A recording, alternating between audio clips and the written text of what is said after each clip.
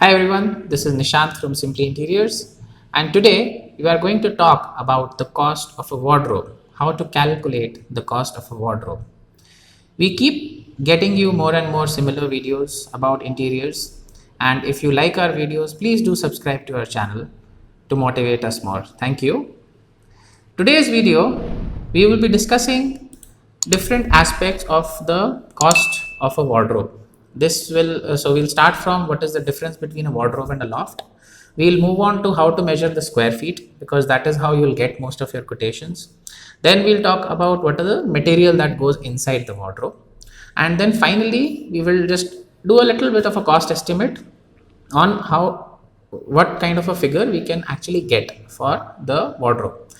In the end, we will also do a small test on trying to figure out for a random wardrobe what can be the cost. Okay.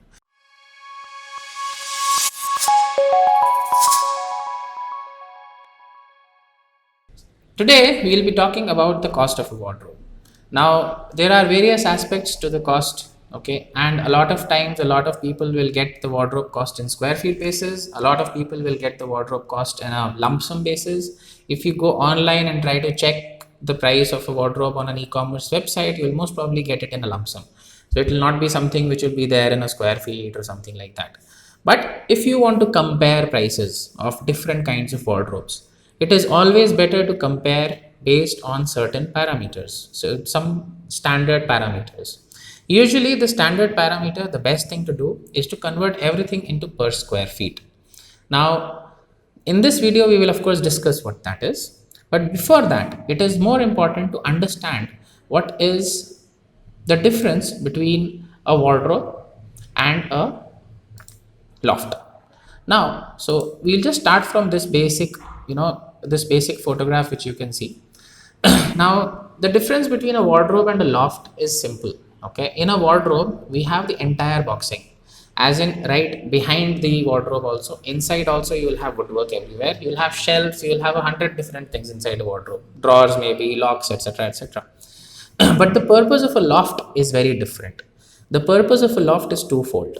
One, the space above a wardrobe, which is usually not going to be used for your regular stuff, can actually be closed so that it looks clean. And secondly, any big items, anything that you have which you don't need on a regular basis, can just be dumped inside the loft. Now, to do that, it makes more sense to spend less and have more space. So, the in the loft, what we usually prefer and we ask the customers also to do is that we just create a frame like you can see here. Okay, so in this image, you can actually see that this frame is there. Okay, so you just create a frame like this. There is nothing inside, it's just plain wall with a ceiling. And on this frame, we'll just put in the doors like this. Now, once this is there, it becomes far easier for you to put more space inside. So as you can see, there is no middle partition also. Okay, and so it becomes more easier for you to put more things inside. It also becomes more easier for you to, it also obviously is far cheaper as well. So how is it cheaper? So because we are not adding those additional woodwork, plus the cost of labor also becomes a little lesser for a wardrobe. Obviously your vendor should charge less for it. So this is a basic difference between a wardrobe and a loft. The second thing which we'll be discussing is how to measure the square feet of wardrobe. Now, for that, I have taken this basic wardrobe. As you can see, there is a loft above it. So, to measure the square feet, we should ideally divide the loft and the wardrobe separately. Okay. Now, a typical height of a wardrobe that we take when we send our first quotation is 7 feet. That is a standard size which we take sometimes. So a lot of people, they may have children, they would want a smaller height, or you might have multiple things going on. There's one video which we had recently put wherein we had taken the height to 8 feet because we could not put a loft above that because of the fire sprinkler which was coming in. So there are different reasons and because of which the height may increase or decrease, but for a standard thing we usually take a 7 feet height.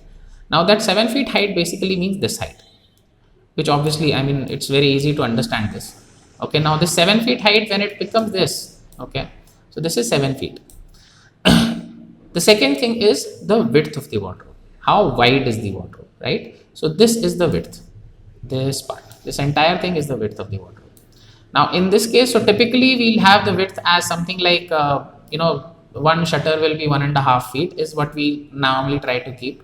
So this has 4 shutters in it. So what I'll do is I'll just take it as an assumption as a 6 feet width. Right now, so what is the cost of the wardrobe? The cost, what is the square feet of the wardrobe? The square feet of the wardrobe is 6 multiplied by 7. That's it. Okay, so the square feet is 42 square feet. This wardrobe is 42 square feet. The loft above will obviously have a different thing. So this will continue to be 6, but on this side you may have a little bit more. Okay, so this will probably go to, let's say, 2 feet or 2.5 feet, depending on how high the ceiling is.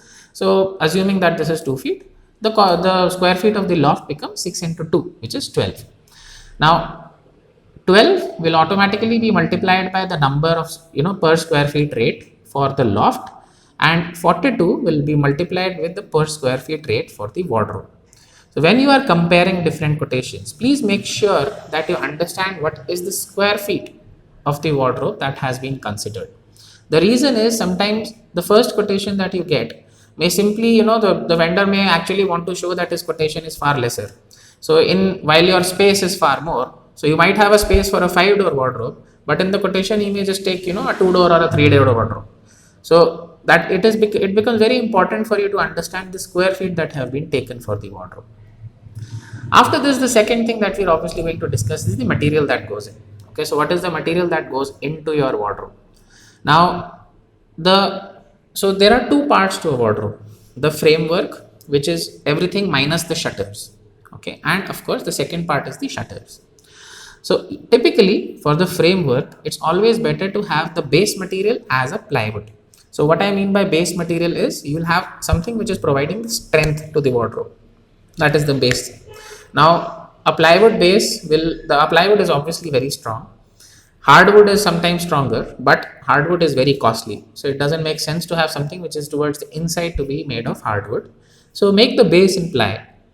Cover it up with a finish, which could be a laminate finish. So in our case, we typically put a white laminate. In case the customer so requires, we also put in some colored laminates on top. But this is for the inside, for the framework, for the inside. So basically, if you see this one, okay, so the inside part of it, this part, okay, so this is of course a kitchen, but the inside, so whatever is inside this wardrobe, so that would be the plywood with laminate.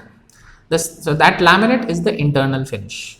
Then you have the shutters. So shutters can be made of blockboard, shutters can be made of HDHMR, shutters can be made of plywood, and they will also have an external finish. So in this case, this wardrobe, the external finish is a laminate, which is the brown colored laminate. Inside is the plywood. This external finish could be a lot of other things. This external finish could be polyurethane. This external finish could be glass. Okay, so in this case, there's a mirror as well. This external finish could be your Duco. This external finish could be acrylic. This external finish could be veneers with some sort of polish, maybe melamine. Or the entire door could also be made in hardwood. So anything that is possible. So all those things, one of them will be obviously there. So that becomes your external finish along with the plywood. The next thing is the edge banding. So if you see, you will see a shutter, right? On the shutter, there are edges. Now, in case of a laminate finish, or in case you're going for the sheet acrylics, the edges, typically a carpenter will put the same laminate on the edge also. But that is not the right thing to do, because the shutters, they'll be basically, going inside and coming out. The laminates are very fragile and the corners also become very sharp. We actually taken that up in another video which we've done. Now, so it's always better to have edge banding. Okay, edge banding is a 2 mm edge banding which comes. So we'll do it in a factory. We can also do it on the site. That edge banding is the next cost which comes. Then of course you have your handles, you have your locks, you have your hardware, of course, which I have not written here, surprisingly. So you have your hinges, you have your channels, whichever brand you prefer, whichever brand you're getting. Hetek is a very good brand. Epco is a wonderful Indian brand. So you can go for the good quality hardware. Then of course you have your glue, you have your nails. In case you're getting it done in a modular way, then you have your mini fixes. You have, so all those small things will be there. That is the material which goes into a wardrobe. After this, what are the variations because of which your cost may go up? or cost may go down. Okay, so first one which I have already mentioned is the finishes. There are hundreds of finishes which are available. You might go for a more expensive laminate like a Royal Touch. You might go for a cheaper laminate, some local brands. Okay, so just because of that, your price will go up or down. Then you may have some odd sizes. So, like I had mentioned, we take 7 feet height as the standard size, but you may go for something lesser or something more. Depending on that, the price may change. So, for example, if you go for, let's say, from the floor to the ceiling, so that would be around 9 to 9.5 feet for a small apartment, for any apartment. Now, we don't get boards which are more than 8 feet high. So obviously you will have to do some other ways, we'll have to make the shutters in some other ways. So there the price will be higher. Then you may have some lot of mirrors, you may have channels and hardware which is coming from different places. So instead of Hetic, you may take Halfley, you may take, some other brand. So the price may go up or price may go down. Similarly, if you want a soft closure, that will typically increase the price. You may have more drawers, that will also typically increase the price, because a drawer will take, it'll take more material, it will take more labor. So that will also increase the price. You may have some lighting inside, okay, or lighting, just below the skirting and all that stuff, that will increase the cost. If you're having sliding doors, that will also increase the cost. Okay, so there are a lot of different variations which you can go for. So all those things will either increase or decrease the pricing. Now, how do we figure out? So typically what we take, so we are present in Bangalore, Hyderabad, Chennai, Pune. So prices are different because the material rates are different, labor rates are different everywhere. Now, for a wardrobe, typically with plywood and laminate finish, Hetic hinges and channels, it is always nice to have a price range between 1100 and 1200. Okay, so that works. 1200 could go to 1250 in certain cities, 1250 might 1300 in certain cities, but not beyond that. There are a lot of people who do charge more, there are a lot of people who charge less also.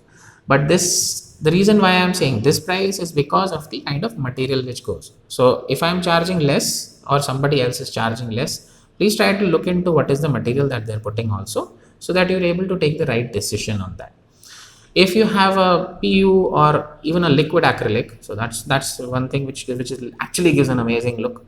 A liquid acrylic might cost a little more. Veneers will cost a little more. If you're going for particle board, the typical kind of things, the engineered wood things which you get online, those should typically cost you far lesser. But for a rough estimate, 1100 to 1200 is a good price to go with. Hyderabad might be a little more. Delhi, I have heard, is far more. Mumbai is very expensive, but depends on which cities you're from. Because now, so taking that, let's do one thing. So this is a small project which I thought we might do, just to give you an idea on what actually happens in a cost. Now, the first thing to do is, of course, to figure out what is the square feet, right? So for the square feet, again, I am taking this as 7 feet. Okay, this is 7 feet. This is a sliding door, so we'll add the sliding channel cost later. So this will take us around 6 feet. Okay, so it again becomes 7 into 6 is 42, right? So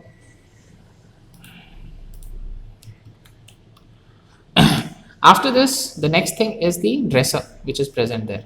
So the dresser will be again, so there will be a cost mentioned in the dresser. So let's take this as 2 feet, this as again 2 feet the height, so that becomes 4 feet. And the mirror, okay, so but the mirror is not supposed to be taken with the same boxing cost, okay, because in the dresser as well as the wardrobe, we're having a lot of stuff which is going inside as well. So a mirror should not ideally have the boxing cost, it should have a paneling cost plus the mirror cost. So for the boxing, the price will be 42 plus 4, which is 46 square feet. For the loft, similarly, this will be, so it's going above the door as well. So it will be a little bit more, but I am just taking the wardrobe right now. Now this 46 square feet, you can actually multiply 46 with, let's say 1200 square feet is the price. Okay, so you get 55,200 for the wardrobe plus the dresser. The mirror will be separate, the mirror paneling will be separate.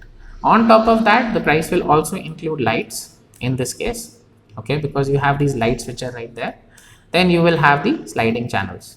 Now sliding channel cost, you can, so if it is a 6 feet high in length, then you have 2 doors. A 2 Two sliding channel from Hetic will typically cost you 7 to 8,000 rupees at the most. But if you're going for soft close, you will have to increase the price. Some local channels will also come for 1,000 rupees, 800 rupees. You know, a carpenter might actually tell you that, sir, I'll give it to you for free. So that's up to you. They will not come usually with a guarantee, because they're usually, something which is just coming from China, and nobody will actually listen to you after that. So go for some good brands. Hetic will cost you around 7 8,000 extra. Lights, depends on where the wiring is coming from, what kind of lights you're putting in. But a spotlight, 300 400 maximum. So three spots, so 1,000 bucks for that, plus the wiring maybe another 1,000 2,000 rupees. So 3 4,000 rupees for the light, something like that. So these are the kind of costs which are there in a wardrobe. I hope you understood, or you got a fair idea on what kind of wardrobes and what is the cost involved in those wardrobes. Please, in case you have any doubts, please get in touch with us. You can just simply message us here, or you can also log into www.simplyinteriors.in. Thank you so much.